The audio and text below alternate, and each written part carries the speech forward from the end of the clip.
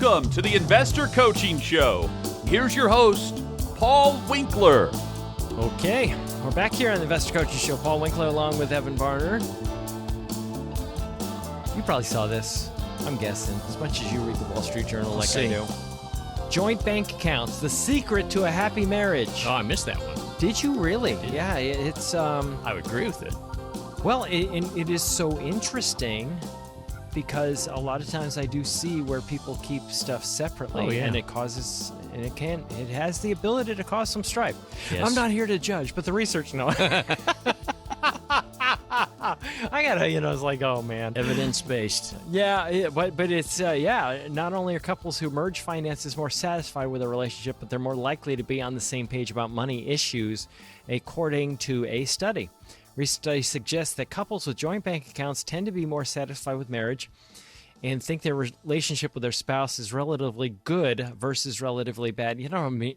John Savage was my hero. Did you ever study any John Savage's stuff? Maybe. He was an insurance guy. Yeah. Okay. Yeah, so basically this guy, he was always my hero because I thought I wanted to be like this extraordinary insurance guy. That was a really bad idea because that's not really what, as I learned more, not really what I wanted to do. But what he would do is he would go around the country, and that was his retirement plan. He and his wife would travel, and he'd teach little workshops for people on insurance. Uh-huh. And I thought, oh, what a fun way to retire. Just go and just pass on your knowledge to the next generation. Yeah. What a cool idea. But he used to have the funniest stuff that he would say. Uh-huh. Oh, my goodness. He would talk about, he says, yep. He said, guy stole my wife's credit card. And then he says, didn't turn him in. Spending less than she did. But it was like, oh, that is so sexist. That is so sexist. You couldn't get away with that these days, right? And I'd be like, no, it would be my credit card that if it got stolen, my wife wouldn't turn him in. Don Rickles would be in jail right now, probably. My wife would know that is not me. It is my husband. But anyway, so studies suggest that if you have these accounts being put together, money is one of the main reasons couples argue, but having joint accounts may actually help improve the quality of many couples' relationships. Assistant professor of Indiana University's Kelley School of Business, one of the co-authors of the study. The researchers conducted a 2-year experiment when they had 230 newlywed or engaged couples. At the onset, all participants had separate bank accounts. The researchers then divided the couples into 3 groups. One was asked to keep separate accounts. The second was asked to merge the money into joint accounts. And a third could structure accounts as they saw fit. Most couples in the third group chose to keep their accounts separate throughout the study. Interesting. Isn't that fascinating?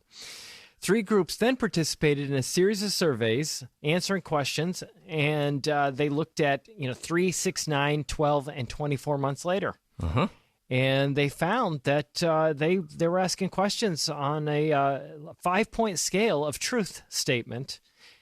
By the way, the technical term for that is a Likert scale. Yeah, people are really impressed. My relationship with my partner makes me happy. So they have these. They said at the end of the 2-year period, couples with merged accounts felt like the relationships were better compared with couples with separate accounts. I would think that would causes people to communicate more. Yeah, for better or for worse, it would. Well, hopefully it's for better, right? Yeah. No, it would. Yeah, so you talk a little bit more about, hey, what's going on, hey, and, it's just like you have, I find that having little rules, if we're going to spend more than $1,000, right, or more than $100, I've had people say more than $250, that you talk to me if you're going to spend more than that. I mean, Cindy's got to call me every time she goes to the grocery store. Every time she goes, okay, I'm going to spend more than $250. Oh, $250. No, well, I thought you were saying $1,000. I was like, what, no. Really? But yeah, so, people do find that they actually, their first 2 years of marriage are often called the connubial crucible. Oh, there you go. Wow, there you go. That's connubial bliss. Yeah. Usually the word that follows that. Yeah, how do you like that? When it comes to our finances, my partner and I see eye to eye. They had questions like that. Partner is satisfied with the attitudes toward money. Typically money is a real, it's a scarcity or abundance, and it's a lot of times a scarcity. Go, Evan. I know you got something to say about this. we could talk Go. on this for like 3 days, but We'll just go for 3 minutes anyway. I look at it from both a connection standpoint and also protection. So I travel some, and I pretty much live online. I mean, I check, banking online, all that kind of stuff. I just assume the government knows every potato chip I buy and all that kind of stuff. But every ice cream sundae. So I'll log on and I'll see some purchase, and it connects me to Cindy, or it could be the kids she went to such and such a place, and I have a feel for where she's been while I'm out of town or where she's going. And then also conversation. It's like I was there with her.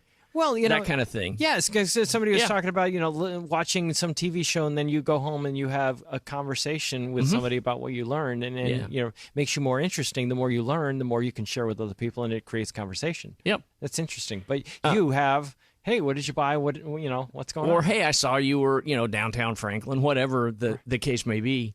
But it also highlights I've had that conversation, and she says, "What do you mean? I didn't get anything from such and such a place."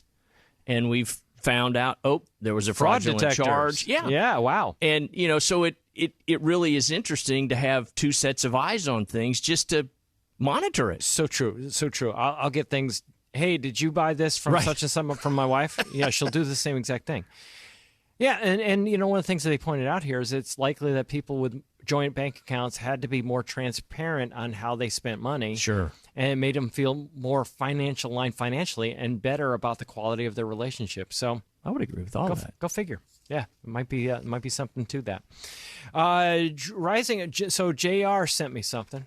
He sent me stuff, and sorry, JR, man. I mean, he is so good about sending me stuff, and so often I get so caught up in other things I'm reading. But he sent me something about rising treasury yields upsetting financial markets, and he's like, I feel so dumb about this. It's something I'm paraphrasing. It was something like that. It's like, I don't get this stuff. It's talking about rising long-term treasury yields have generally been the bond market's way of signaling a brighter economic outlook ahead, because if you got higher interest rates in the future, and he's like, I don't understand any of this stuff. Well, if you have higher interest rates in the future, that basically tells us that people think that things are going to get better and that we can withstand higher interest rates. That's more inflationary. If inflation, is going to pick up, interest rates will be higher, because in order to get people to put money away, you have to pay a higher interest rate.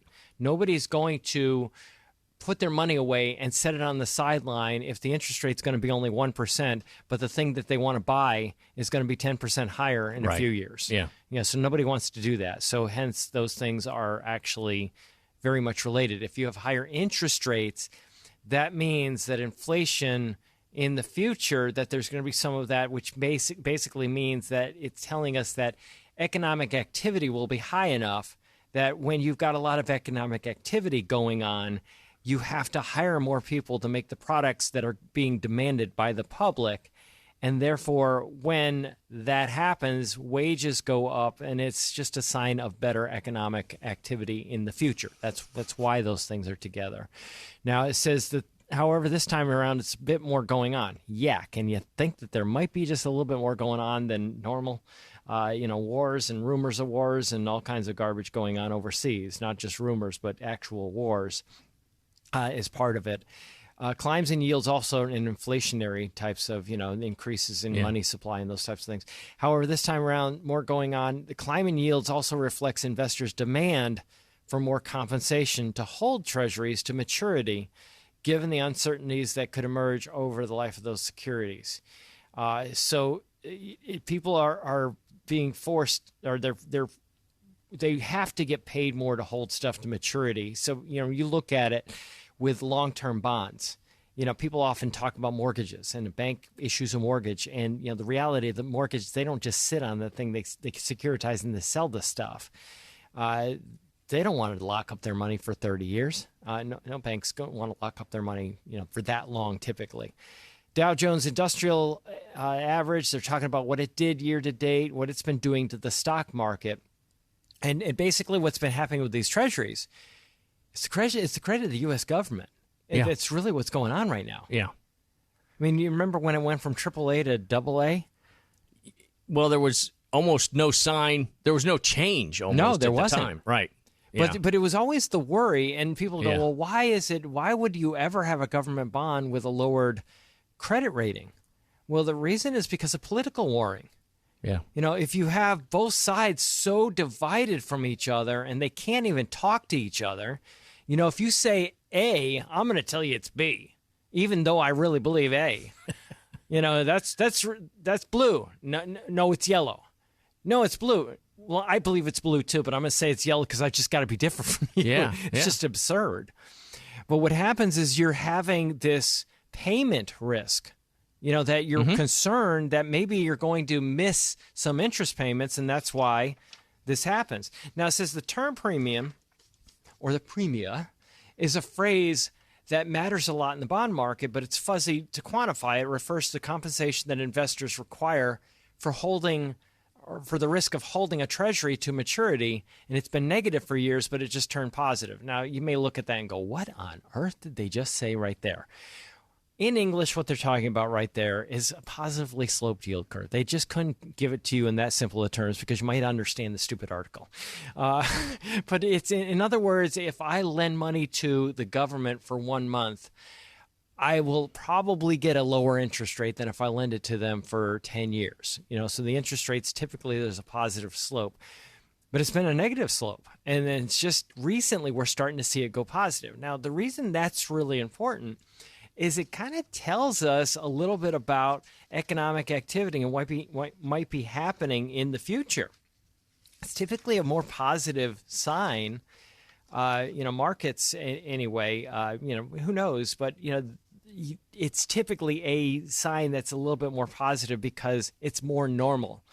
It doesn't tell us that things are going to get worse necessarily when you start to see that positively sloped yield curve. Now, it says we've had lots of job openings, and the job openings have topped forecasts, and the labor market's adding a lot of jobs on a monthly basis. Now, we're seeing a tight labor market, inflation coming down from its peaks, and we're looking at, you know, markets look a little bit better than expected, and we go, well, why the heck is the stock market? Why have so many of these markets drop down in value? And that's because of the worry about higher inflation rates. And you go, well, why higher inflation? What's going on here? Here's the deal. Bottom line, if you have safe assets, treasury bonds, treasury bills, you know, treasury notes with higher interest rates, then what basically is happening is it makes investors want to pay less for more volatile assets like stocks. When they pay lower prices for volatile assets like stocks, what they are doing is you think, oh, that's bad. No, it may be bad in the short run, but what it does is it increases the expected return of stocks over the long run. Because I will not buy a treasury bond paying 5%, let's say, and then buy a stock and have a lower expected return on that stock. Right. I'm going to require a higher return on that stock because of the volatility that I'm putting up with, because investors are rational. So, you know, that's something to keep in mind. And, you know, when I was thinking about this in 3 o'clock in the morning, I guess it was, Evan. It's really bad. I was thinking about this 3 o'clock in the morning and, you know, just thinking about the idea that what happens during times like these is investors sell stocks, right? Yeah. And, you know, and you think, oh, well, they're selling stocks. Who's buying it on the other side? Right. And you think, well, who's buying it on the other side? And I was thinking about it because normally it's like, you know, people that, well, if it were people that are really smart, we would see that market timing works. Yes. But it's not necessarily. It's somebody selling this group of stocks and buying this group of stocks. It's not typically your fixed income investor that's all of a sudden jumping in the stock market because they tend to be very, very different from each other. Right. The people like that remain all secure and safe, supposedly, Right. tend to stay in that camp. So it's people just actually trading with each other, and some fund manager selling XYZ stocks and then buying ABC, and the other guy's selling, you know, ABC and buying XYZ. You know, they're just basically trading stocks with each other. It's kind of foolishness, and it runs up expenses in the investing process. Yeah. So